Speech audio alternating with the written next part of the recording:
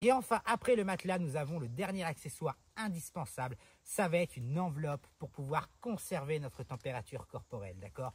Je dis bien conserver, attention, je ne dis pas créer.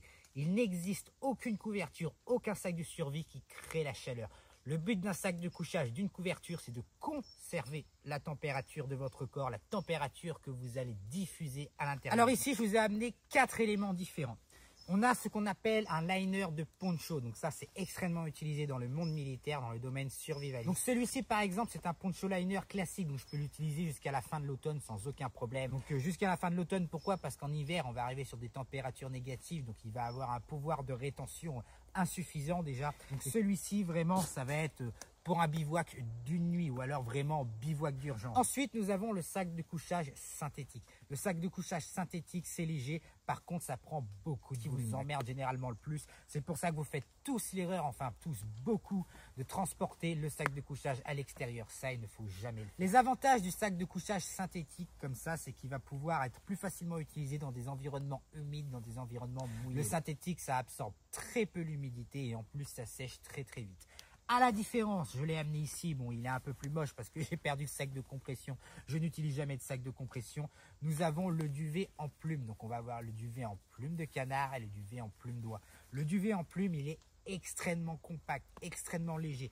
Là normalement les deux ils font à peu près le même gabarit. Parce que là on est sur un confort 12 degrés, on parlera du confort et des températures tout à l'heure. Ici on est sur un confort 0 degré, d'accord? Vous comprenez la différence. Pour un confort 0 degré en synthétique, le sac il fera à peu près cette taille-là, quoi. Et ici, nous avons ce qu'on appelle les draps de soie, nous avons les sacs à viande. Donc ça nous permet de gagner en température confort sur un comme celui-ci, un sac de couchage qui est à 0 confort et ça à l'intérieur, je vais pouvoir dormir jusqu'à -10. Enfin, ça c'est sur le papier, dans les faits, ça va plutôt être aux alentours de -5 quand il commence vraiment à faire froid. Donc ça va rajouter entre 5 et 10 degrés, suivant évidemment la qualité du drap de sac ou du sac à viande que vous allez acheter. Alors par contre, le désavantage des sacs de couchage en plume, c'est que ça va absorber très facilement toute l'humidité environnante.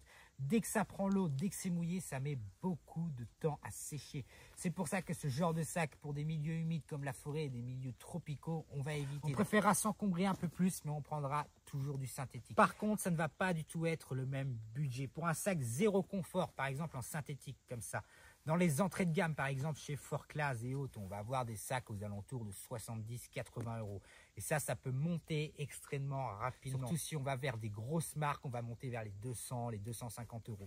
À l'inverse, sur un sac en plume comme ça, 0 confort, à moins de 200 €, vous allez avoir du mal à en trouver les entrées de gamme. On peut monter jusqu'à 500, 600 €. J'en ai même vu à 800, voire 1000 €. Un drap de sac comme ça, donc en fonction de la marque, ici c'est Sea to Summit. Donc il me semble que celui-ci, le plus disconfort, c'est le plus gros, c'est le plus extrême, c'est le Reactor. Ça coûte une cinquantaine ou une soixantaine d'euros. Il me semble que je l'avais acheté.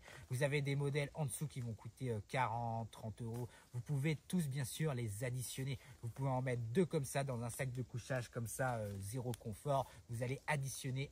Comme je vous le disais, le rôle d'un sac de couchage, c'est pas de créer de la chaleur, c'est de la conserver. Donc si on prend un sac de couchage 0 confort, qu'on commence à mettre 2 sacs comme ça, 2 sacs à viande plus 10, on va aller jusqu'à du -10, d'accord? En plus, si on dort dedans habillé, on va encore augmenter la proportion à garder la chaleur. Donc ça peut être intéressant, surtout si on n'a pas beaucoup de budget, d'investir comme ça dans des sacs à viande, parce que ça va nous permettre d'augmenter la température confort de nos sacs de couchage sans devoir racheter un sac de couchage derrière. Ensuite, nous avons 2 types de sacs de couchage qu'il va falloir sélectionner. Le premier sac de couchage, c'est le sac de couchage carré. Donc le sac de couchage carré, ça forme juste un grand rectangle. Il est hyper confortable. On a de la place pour tourner, pour bouger. On est comme à la maison. Par contre, ça va être beaucoup moins performant qu'un sac de couchage dit sarcophage. Un sac de couchage sarcophage, c'est quoi? C'est que ça va prendre la forme du corps humain. Vous allez avoir la tête, vous allez avoir le torse et il va s'affiner sur la taille et sur les jambes. Pourquoi est-ce qu'un sac de couchage sarcophage, ça va être plus performant qu'un sac de couchage rectangle?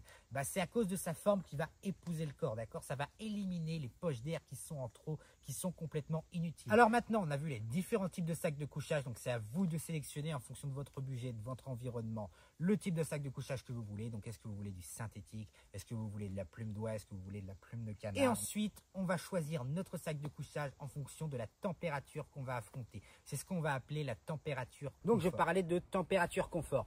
Il y a 3 températures sur un sac de couchage qui vont être très importantes. La température confort, la température limite confort et la température extrême. Et alors, où est-ce qu'on va les trouver, ces températures? On les retrouve sur le sac de couchage et surtout sur le sac de compression. Alors sur celui-ci, on a une température confort de 12 degrés.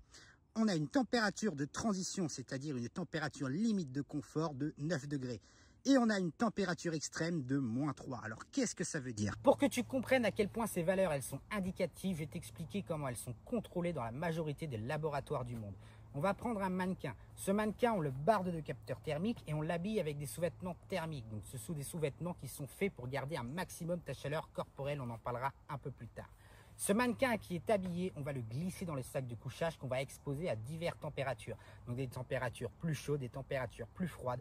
Et on va faire une moyenne pour savoir à quelle température la température reste stable à l'intérieur pour qu'elle reste stable pour un humain. Déjà dans les faits, un humain c'est beaucoup plus complexe que ça. Sa thermorégulation va être impactée par un tas de facteurs qu'on a déjà vus depuis le début. Que ce soit l'hygrométrie, que ce soit le biotope, que ce soit la température extérieure, le climat, l'état de santé, le sexe de l'individu et aussi son expérience. Quelqu'un qui est habitué à faire face au froid, il aura beaucoup moins froid que quelqu'un qui a passé l'été à 30 degrés en short à Marrakech, d'accord? Et bien ça c'est tout à fait normal. Pour chacune de ces températures, on a donc décidé de référence. La première température, la température confort ici inscrite 12 degrés. On prend en référence une femme. Pourquoi? Parce qu'une femme, c'est plus sensible au froid qu'un homme. Je te l'ai déjà expliqué précédemment. Donc, on va prendre en référence une femme en bonne santé d'environ 60 kg. Donc, une femme en bonne santé d'environ 60 kg, habillée, qui va dormir dans ce sac de couchage, elle n'aura ni trop chaud ni trop froid avec une température extérieure de 12 degrés. Attention à ces 12 degrés, c'est 12 degrés dans un environnement contrôlé, donc à l'abri du vent, avec une hydrométrie correcte et un environnement tempéré. Si tu commences à changer de biotope, ces valeurs ne seront plus valables. Ensuite, la température limite confort. Pour la température limite confort, on prend en référence un homme en bonne santé d'environ 70 kg. Donc là, déjà, en réalité, pour une femme, ce sera déjà beaucoup plus froid. Il faudra s'orienter vers un duvet avec un confort beaucoup plus élevé. Donc la température limite confort sur celui-ci, c'est 9 degrés. Ça veut dire quoi? Ça veut dire que pour un homme en bonne condition physique, en bonne santé, qui va dormir habillé dans ce duvet, toujours dans un environnement contrôlé, donc un environnement tempéré, à l'abri du vent et au sec, il va commencer à ressentir le froid. Il va avoir des frissons, il va commencer à se mettre en position fétale. Ensuite, on a la température extrême. Donc là, c'est toujours sur les mêmes critères, toujours basé sur la même référence d'un homme, ok. Ça veut dire qu'à cette température de -3, il y a un risque de mort. À -3, il va être en hypothermie et il va mourir. Tu l'as compris, du coup, ces valeurs, elles sont données à titre indicatif et elles vont varier en fonction de l'environnement, de l'individu, de son habitude aux expositions et tout un tas de facteurs qu'on a déjà dit et il y en a d'autres. Et donc, ce que je te conseille, c'est de toujours prendre une marge de sécurité. Si tu comptes passer la nuit dans un environnement où il fera 10 degrés, prends un sac de confort 5 degrés. Ça te laisse 5 degrés de confort, de variation entre les deux. Par contre, il ne faut pas tomber dans l'excès inverse, c'est-à-dire prendre quelque chose de beaucoup trop chaud. Et ça, c'est l'erreur de débutant qu'on voit le plus souvent et que je vois même souvent sur Internet. C'est des gens qui vont te conseiller de prendre un 0 degré parce que c'est le plus polyvalent, d'accord? Ouais, sauf que si tu passes une nuit où il va faire 15 degrés et que tu prends un 0 confort, tu vas avoir beaucoup trop chaud. Alors, ce qu'on va te dire, c'est oui, mais si tu as trop chaud, eh ben, tu ouvres ton sac de couchage, tu dors même par-dessus, comme ça va aérer et puis tu auras beaucoup moins chaud, tu seras bien. Eh ben, ça va pas fonctionner comme ça, malheureusement, ça serait beaucoup trop simple. Pourquoi? Parce que vu que tu ne dors pas dans ton sac de couchage fermé, ton sac de couchage ne va plus jouer son rôle d'isolant avec ta température corporelle.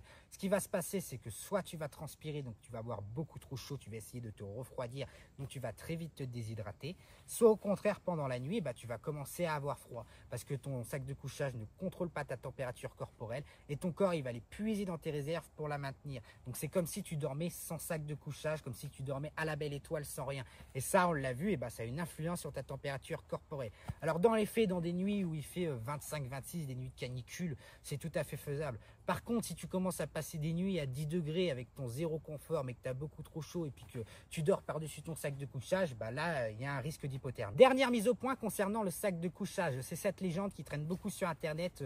qui raconte qu'il faut dormir tout nu dans le sac de couchage pour qu'il soit performant. Alors c'est entièrement faux, je vais t'expliquer pourquoi. Dans les faits, dormir tout nu dans un sac de couchage, c'est une question de psychologie, c'est une question de confort. Moi, le premier, je dors toujours tout nu dans mes sacs de couchage, peu importe le biotope, peu importe la saison, peu importe la température. Ce que ça veut seulement dire, c'est que mon sac de couchage, il a été bien choisi et que je n'ai ni trop chaud ni trop froid en dormant tout nu à l'intérieur. Et donc, j'ai une marge. J'ai une marge de confort. Si je commence à avoir froid, je vais mettre mes sous-vêtements thermiques. Voilà ce que ça veut dire. Elle vient d'où alors cette légende de dormir tout nu dans le sac de couchage pour qu'il soit performant? C'est tout simplement des gestes de premier secours. Si tu te retrouves dans une situation de survie, que tu es trempé, que tu es dans un milieu humide, la première des choses à faire pour te thermoréguler, ça va être de te sécher. Donc ça va être de retirer les vêtements qui sont mouillés. Cette légende, elle vient aussi d'une autre technique de survie qui consiste à se coller les uns aux autres nus, donc à plusieurs personnes, pour pouvoir mieux réguler et transférer la chaleur corporelle. Pourquoi? Parce que la chaleur, elle se transmettra toujours beaucoup plus facilement de peau à peau